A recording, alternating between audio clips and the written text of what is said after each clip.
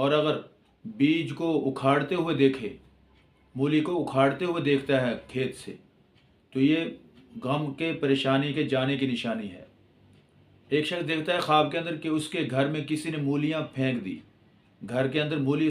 کسی نے آدمی نے اس کے گھر میں پھینکی، نامعلوم شخص ہے، اس کے گھر میں کسی نے مولی پھینکی اور یہ خواب میں اس نے دیکھا،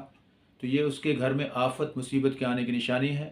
اگر ایسا خواب دیکھے تو یہ برا خواب ہے، ایسے شخص کو چاہیے استغفار کرے اور صدقہ وغیرہ دے تاکہ آنے والی مصیبت سے بچ جائے۔